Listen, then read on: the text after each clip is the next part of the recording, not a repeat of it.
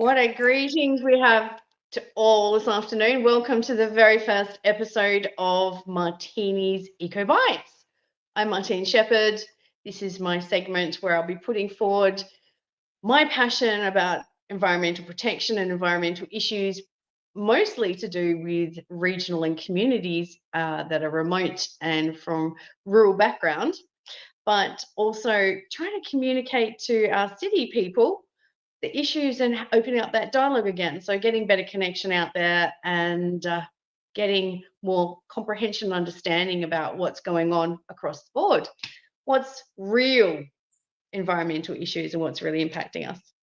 I'd like to welcome my guest and co-host, I guess you would say, the infamous Travis Carter. Woohoo! Yeah! And because Aaron's not in the studio today, I'm now Aaron. Love Not it. really. Yeah. No, Aaron's got a few personal things he's dealing with today, so I'm in the hot seat. So let's click on this other button. See, I got the main computer. Love it. So from a city slicker myself I like to that. a country bumpkin, I actually have to say I love your little flag behind your head there, Martine. Is that the Vikings go home? It is. That is from our fishing community that are pushing back against offshore wind turbines, the impact it's going to have on the fishing industries in Western Australia. And Really? Not just fishing industries, but actually recreational fishers that are opposed to it as well. So Vikings Go Home is their flag, and I'm a massive supporter because anything to do with protection of the marine area is my gig. My nickname's a mermaid, so that goes hand in hand, doesn't it really? I actually know someone who thinks they are a legit mermaid, but anyway, that's their issue to deal with. But You it's know kind of fun. what? Good on them. Good on them. You just own it and work with it, right? Why not? And also, a lot of my family come from the fishing background, so it's especially out of Lancelin, Greenhead, Dongra, Geraldton. So it's good seeing people actually trying to defend their industries rather than just going, "Hey, Labor said to do this. Let's keep on trucking." So anyway, it's great to see. Yeah. So let's get into the show. What's the Let's first thing do you that. haven't today?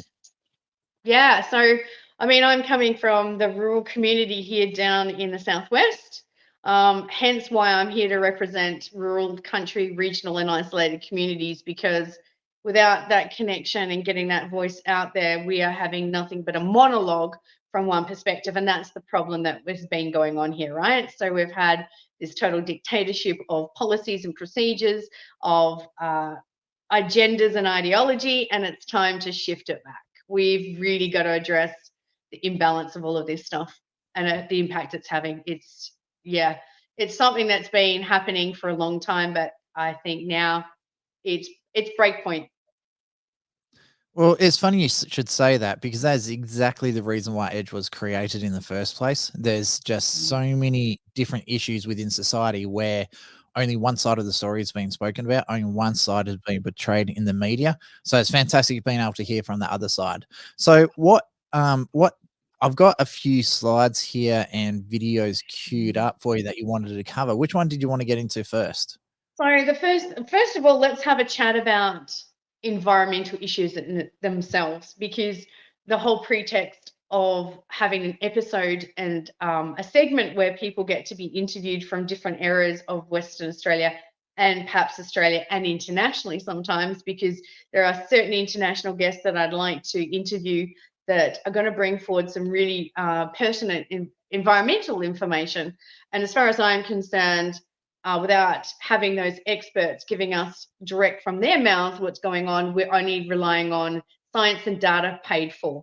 So as far as I'm concerned, I am all for getting it from the source and those experts of the field. And that doesn't mean that they are the ones that have been going to university. That also means experts out there doing it day in, day out. So as far as I'm concerned, I don't put a label on that. I think that's a form of intellectual snobbery that I think has been projected by the whole industrialized system. And I want to break that down and flip the bird to that, because being a country girl, I'm completely against that form of like snobbery. And even though I did go to university and I have been through some formal education quite a bit, what I saw is that that what I've learned in industries that I've worked in and in the field, and when I've gathered my own information, data, and research, there's nothing that is that you get more from than hands-on and the whole experience and seeing it in person. Yep. Nothing will ever beat that. You know that. I have to say, I love the term. Well, was it academic snobbery? I Yeah, just thought that was the brilliant description.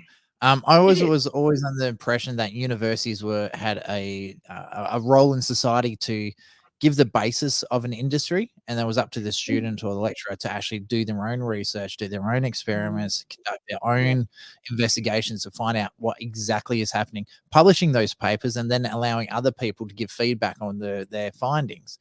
So Mhm. having people go to universities and being told, right, this is how it is, and you're not allowed to question this. I find that just retarded, and it damages as a society as a whole, because then people get too scared to actually speak out, say, hey, I found this correlation between this one thing and another one. Let's discuss it. Instead, they're being censored and suppressed and said, hey, we're not take your license if you keep going down that line of thought. So I So love what you seeing just people with What you hands-on just experience. pointed out right there, it absolutely nails it, because science is about questioning. It's not saying, well, this is my goal, this is the outcome of what I want to achieve in my investigation. What you want to do is look at things objectively and from many different perspectives, because, and this is where we come back into a holistic kind of ecological sustainability perspective. And that's where I question all of the language that we've changed from. Like, personally, I was very grateful to grow up in an era where we had some absolute legends in Australia. And Malcolm Douglas came to our school at once, way, way up in the sticks. I was born near Bruce Rock, and I grew up in a very small half horse town. I wouldn't even call it a whole one horse town. But Mhm, I was really, really blessed to be in a situation where I had access. I'd see echidnas digging in our schoolyard. So, and we saw lots of snakes, but we also saw a lot of things. And having someone like Malcolm Douglas call past after he's been out in the desert, and like literally the amount of dust that came off his big four-wheel drive as he it pulled would into our school was like this cloud that just took an hour to clear. And he pulled all of these samples out the back of his car, and he was showing these animals that were just incredible, remarkable, and so unique to Australia. And I think that's the thing, is that keeping our iconic sense of who we are as a culture and as people, and that all gets retained by making sure our environment and our own culture and what we want, not to be a homogenized BS multi whatever as a mhm. culture. We need to own it and keep it alive, and that's where I'm all for, because um, again, like, if there's not a little bit of bogan in you, then I question if you're really Australian. So So I'm not the full bogan, but there's definitely the extra bogan in there just for a little twist. That in well, that martini twist, that's definitely in there. I have to admit, I have mowed the grass and found a car, so I think I rate quite high on that bogan scale. Anyway, so we're already getting people reacting to this video, which is fantastic. Correct me if I'm wrong. I'm pretty sure this is the first time we've actually gone live with the show for you. It So is. if people do have questions about any of the topics that come up today, feel free to type in. We do see them. I'm also checking out the old Stalk book and the YouTube as they come through to make sure we grab any of those comments as well. So the one of the things I'm even though I grew up in Geraldton and Mandurah, so that's where the boganess comes from. I never really understood the importance of environment. To me, it was like I like walking through the bush, no shoes on, Mhm, not standing on needles or syringes and things like that. So, mhm, you want to be able to go swimming in the ocean without a full mask on and the hazmat suits. You like to be able to breathe the air. You like to be able to drink water that's not loaded up with mhm, fluorine or chlorine and all mhm. these other stuff because it's so toxic you can't drink it naturally. So Totally. I'm actually really excited about being part of this show because I'm hoping to increase my knowledge base and also the fact my neighbor is a part of Extinction Rebellion, and it'd just be great to be able to throw things back at her and be able to argue in her language. So yeah. Well, the thing is that I want to sort of get people to understand or to comprehend, not understand. We know that what that language means is I want people to be empowered because they're learning the language correctly. They're learning what's going on And like I've said in the past, I saw from my own perspective that the whole way that government was degrading country regions by taking away things from the communities that made them sustainable. And I Mhm. came from a community that was very empowered. We were a self organized community. We had our own committees. We ran things and did our things ourselves. We organized our own busy bees. Mate, if you didn't have a decent busy bee with some bloody good lamingtons and all the other good treats and some amazing like cob loaf dips and all of that stuff that went with that after the busy bee and a few maybe bevies, definitely there Mhm. was bevies going down, a few cold ones afterwards, then you probably didn't grow up in the right era, is all I can say, because having a strong community that knows how to organize itself and uphold certain values keeps this culture strong. And that's exactly what they attacked. And this is why coming down to having open discussions about how the language has been changed. And so for me today, the stepping off point is looking at the way that language has been modified in these areas of environmental protection.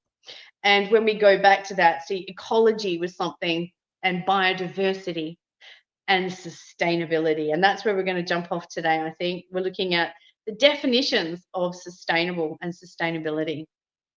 That was actually a great transit into the topics today. So let's pull up this slide now. My eyesight is getting terrible. I You can't can see zoom in, 10. remember? Yeah, no, I just had to like quickly jump across.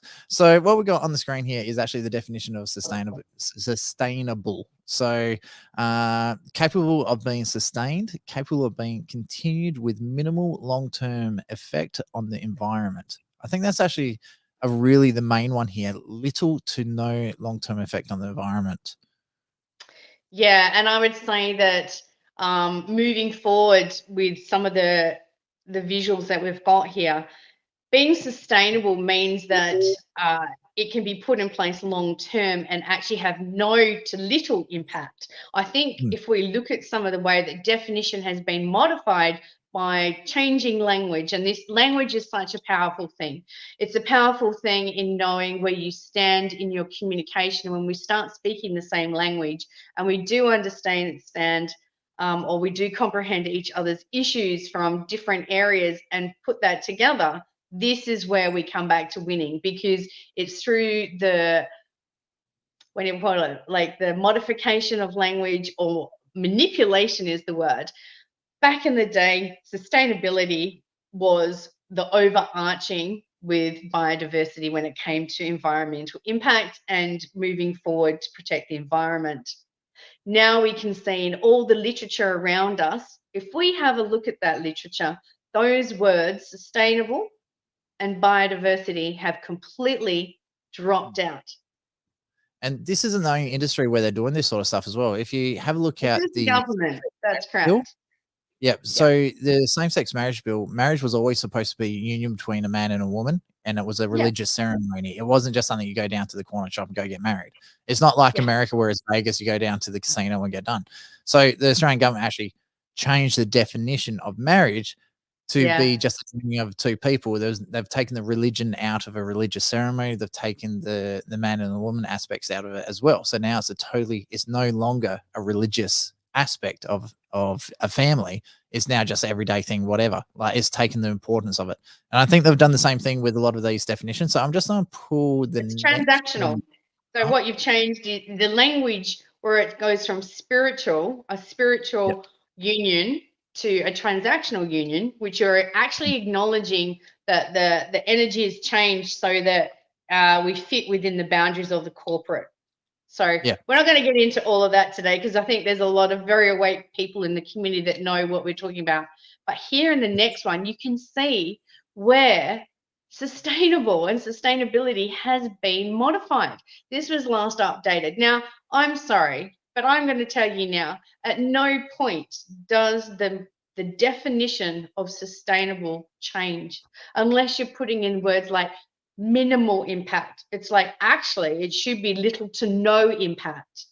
That's Yep. different language. And this is what we're saying is here, when we have this whole agenda and ideology that's overarching now, that we can throw out words like sustainable, because what we're looking at here are unsustainable practices, and we are no longer looking at the protection of biodiversity.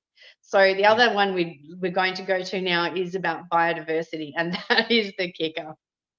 All right, here we go. There it is. So, sorry for the people that are watching at home and they're seeing us zoom in and out on these ones.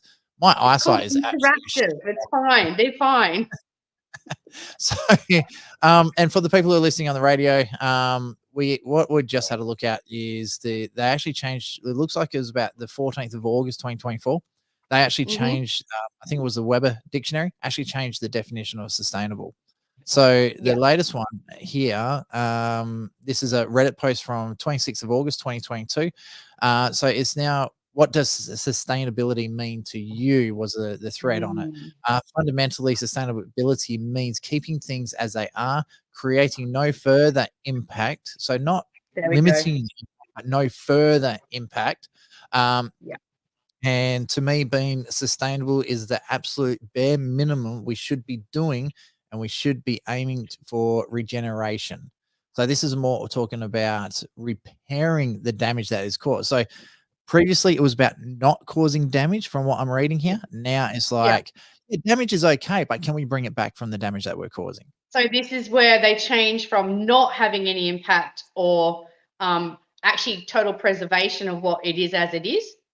That's what sustainable should be. We should not be having any further impact into areas that we have not already caused more degradation to. So Mhm, this is where back in 2020, before there was the change of all of that ideology that kicked in the last 4 or 5 years, this is mhm. what was standing there and the overarching as sustainability. I have seen it over the last 20 years in the Department of Environment itself. It was immeasurable because in the Department of Environment, it fell within its own portfolio. When you have a Yep. minister that's just responsible for the environment, then you have something that really might have some weight and value to it. But when it's slid in with energy Mm. and other things, it's like, oh, whoa, whoa, whoa. No, no, no, no. This is But not it's how we look at things objectively. That is telling us where we have corporatized and monetized a situation or value. So we've just seen it in the past with all these other different industries. Self-regulation never works. So have a No. look at the banking industry when they had their self-regulations, like the Royal Commission, especially into self-managed super funds, the way Yeah. financial planners behave, the way mortgage brokers used to behave. Yeah. Self-regulation never works. You have a look at all the police when they do their own investigations into police corruptions. That's the whole reason the criminal task force in New South Wales was created in the first place.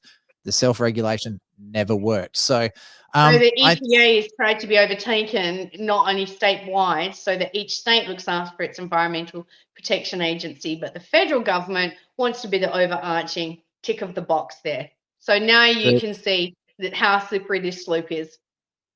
the one that I actually love, and I've only just found out about this one, so I'm not sure how exactly it works. But let's say you're at home and Western Power stuffs something up, and they causes an electrical incident where there's a fine Mhm. imposed for it.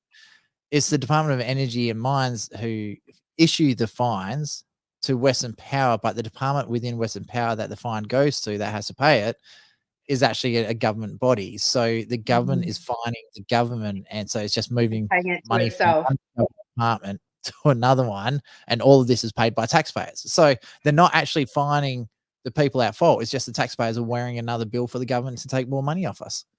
Yeah, and this is where people need to understand when that happens, where's that money going to come from?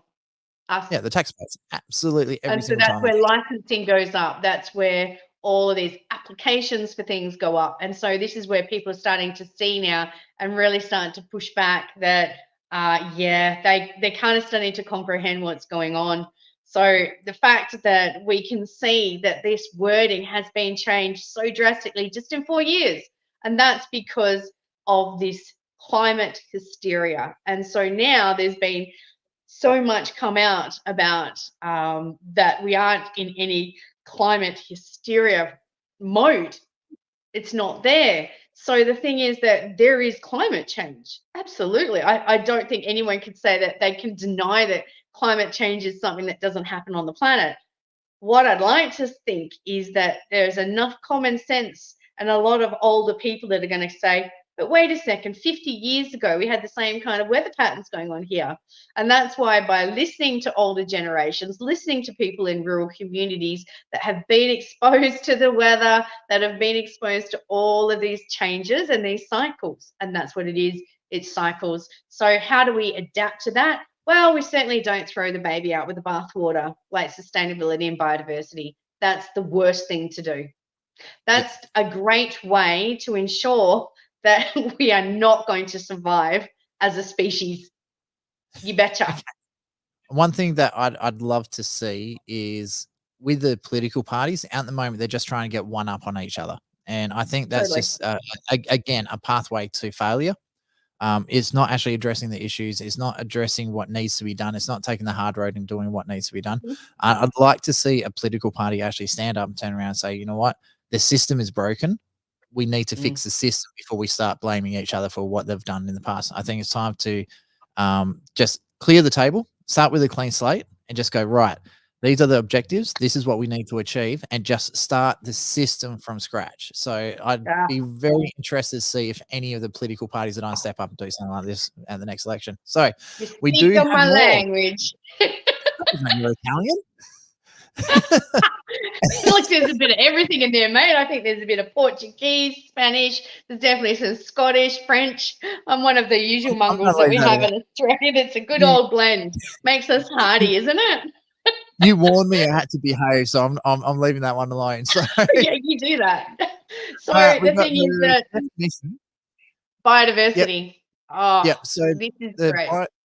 here we go. So the biodiversity refers to the vast array of life on Earth, encompassing every living thing from genes to ecosystem. It is often defined as a variety of life forms at all levels of biological organizations. I'm not going to read the rest, but this one I find a little bit wanky, to be honest with you.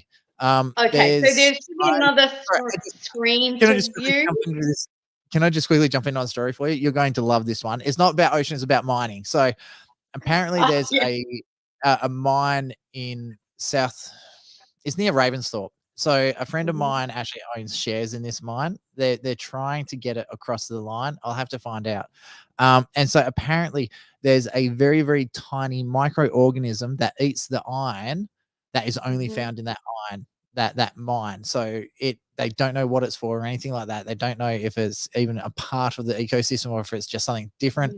Mm. Apparently this thing germ. I'm not call it a germ because I don't know what it is. This germ is in all iron Bacteria. all across. Yeah, let's go bacteria. But this is a slightly different one, and it's found in this region. And because of that germ, that bacteria, they can't start mining. The EPA So, have blocked it from so the mine. thing is that that's a bit of that's a bit sort of different when you're looking at biodiversity, because what you're talking about is if it's a natural organism that's found, that's, well, one, it could be it could be beneficial. That's the one thing. Look at it something from a perspective of if this is a beneficial bacterium.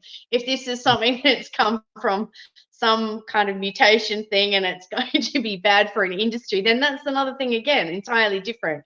But biodiversity as itself is maintaining the species or the population of a species. It's by a gene diversity. And I think if we go down, I think there was another little section there that I had.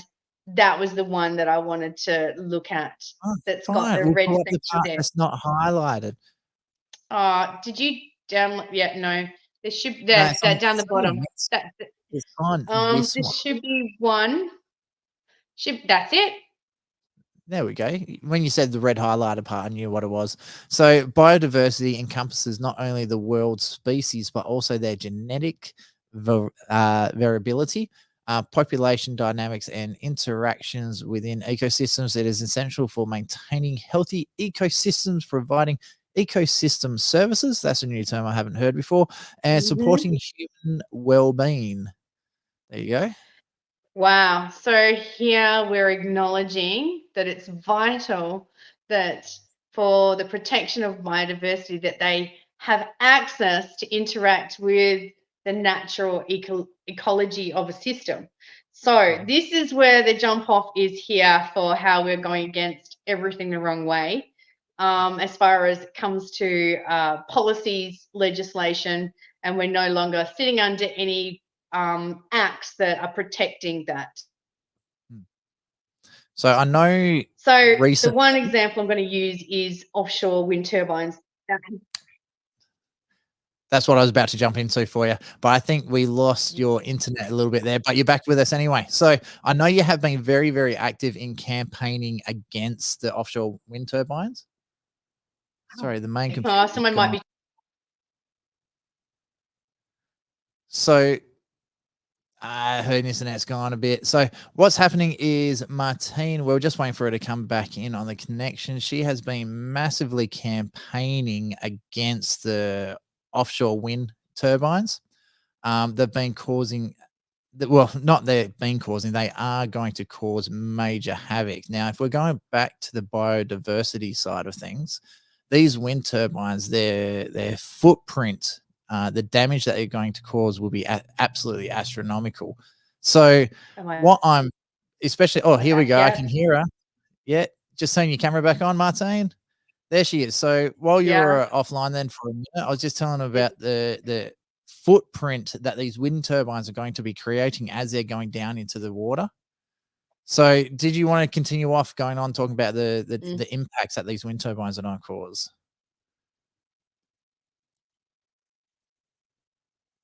All right, Martine, looks like you're frozen again. So what I'll do, I'll try to get her to come back in. But in the meantime, some of the issues that, are you there? No, she's glitching out. So what I'll do, we do have a couple of pre-readied videos that Over the Martine Travis is sent there. through. But There you are, Martine.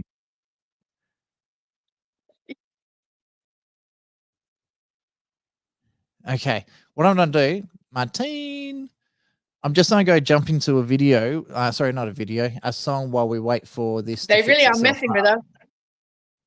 Oh yeah, they don't like you, do they? All right, so I'm just going to quickly jump over to a new track, and we'll be back shortly once the internet gets sorted out.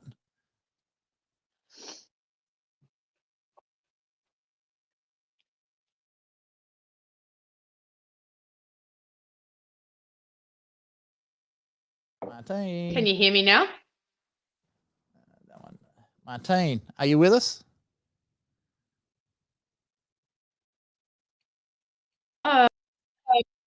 Your internet's gone shithouse. Do you want me to go?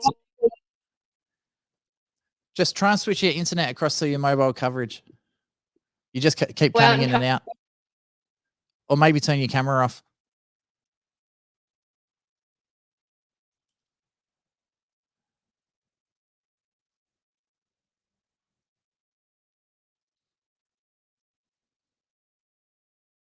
All right, Martine, you there?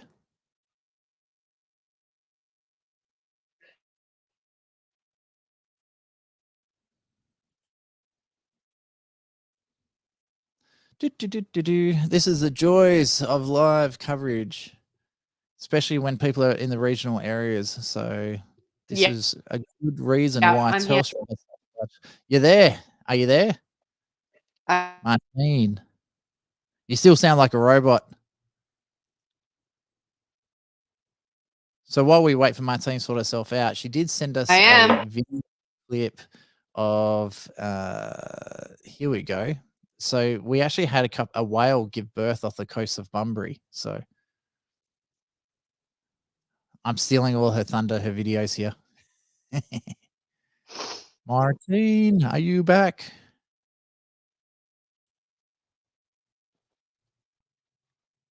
It's rare to see whales getting born these days, so it's really good to see some more coming up.